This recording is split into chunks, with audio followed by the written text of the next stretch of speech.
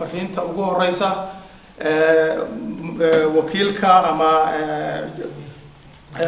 مسجد الرحمة إدارة وكيل إدارة مسجد الرحمة الشيخ عبد الكريم أيان وجير يا شيخ عبد الكريم حرسي صلاة أيان وجير يا هل كان إنه كشيديو كلمة فريتان كهاي يو فرينتي لحريرتي مش عبد الكريم كسودو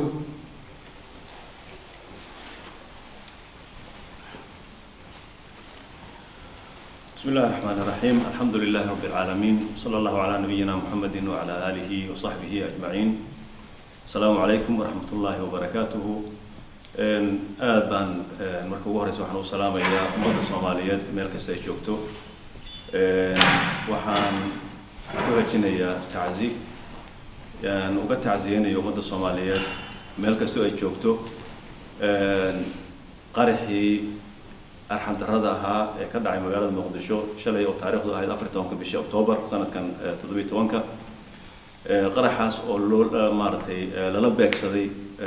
مدة الصوماليات هدفك يوجد كم مقتنا وها باب أنت وحلا له وحي يديله يهاد يمارتي أو ركعة أو مدة الصوماليات عرفتي إني سميسو لو مارتي تارجت كريسني meesha waxa ku dhintay dad maaragtay Soomaaliyeed oo muslimiin ah oo aan cinda dambi ka gelin oo qof walbaaba nolol maalmeedkiisii iyo dantiisa gaarka ahayd oo u soo jarmaaday oo maaragtay ku mashquulsanaa ayaa meesha lagu baabiyay arintaas marka waa arin cadawtinimo ah oo cadawtinimo ummadda Soomaaliyeed lala qasday weeyaan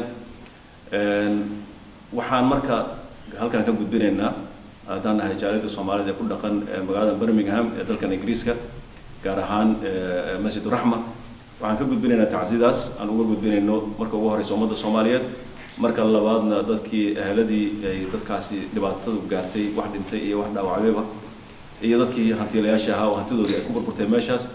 marka saddexaadna waxaan tacsiidaas gaarsiinaynaa dawladda Soomaaliyeed oo iyadu maaragtay dadkooda mas'uuliyiinta ahaa aan arkaynay ilaa iyo xalay inaysan ilaa hadda intii noogu dambeysay wararka aysan qaarkood guryahoodii ku noqon oo saxanin intii dhibkaas u dhacayna taagnaa meeshii dhibku ka dhacay iyo dadkii maaragtay dhibaataysna la gurmanayay waxaan aad iyo aad ugu celcelinayna hoos ka xariiqaynaa dadka Soomaaliyeed cadow aad u arxan daran ay leeyihiin magac kastana wuu leeyahay kuwa mid dibadda ah iyo mid gudahaba ah ayuu isugu jiraa sida awgeed marka dadka Soomaaliyeed waxaan ku dhiirigelinaynaa inay feejignaadaan marka ugu horeysa oo ay digtoonaadaan marka labaadna inay la shaqeeyaan hay'adaha amniga marka oo hadii aan la wada shaqeynin oo ama dadku waxa ay ka shakiyaan ama ay arkaan aysan gudbinin hadii dhibkan iyo wax la mid ah ay geysanayaan sida awgeed marka dadku inay la shaqeeyaan adduunka ma jirto dawlad kaligeed shaqeysa oo dadku aysan la shaqeeynin shacabku la shaqeynin oo amni ku nool ma jirto adduunka Ilaahay sida awgeed marka dadkeena hadii ay rabaan inay amni ku noolaadaan oo waxaan iyo wax la mid ah aysan ugu soo noqonin in la shaqeeyo hay'adaha amniguna ay gutaan waajib kaga aadan kalsooni gelinta shacabka hadii ay dad rabaan in la shaqeeyo in dadkooda kalsooni geliyaan maartay gutaan waajibaadka kaga aadan sugidda amniga iyo maartay amaanka mujtamacooda iyo ummadooda waxa fadhiya meeshan saad arkaysaan ninkii ugu horeeyay walaal daahirna uu sheegay acyaantii iyo odayaashii iyo mas'uuliyiintii magaalada ayaa fadhiya meeshan waxayna doonayaan inay maartay muujiyaan dareenkooda ku aadan wixii meesha ka dhacay ayay muujinayaan insha Allah taala marka aanu hadalka maartay ku sii dheeraanayn waa idinku soo dhaweynaya maartay nin walba iyo qof kasta soo maartay dareenkiisa u gudbiyo aad baan uga xunahay oo uga tiiraanyeysanahay oo uga murugaysannahay wixii ka dhacay halkaas Ilaahay subhanahu wa ta'ala waxaan ugu baryaynaa dadkii dhibku ka soo gaaray intii dhimatay Ilaahay uu naxariisto Ilaahayna uu agtiisa shuhada ay ka noqdaan kuwa dhaawacmeen Ilaahay subhanahu wa ta'ala inuu dhaawac u fududeeyo waxa aan fursadan uga faa'iideysanayaa inaan uga tahaniideeyo oo maartay aan ugu mahadceliyo dawladda Turkiga sida ay mas'uuliyadda isaga saartay in ay diyaarad u soo dirtay ay doonayso inay ku qaado dadka dhaawacooda oo halista yahay oo wadanka laga caawin karin iyadoo oo maartay waddo far badan ay nooga sokeeyaan oo aan qaarkood jaarnahay oo maartay qaarkood aan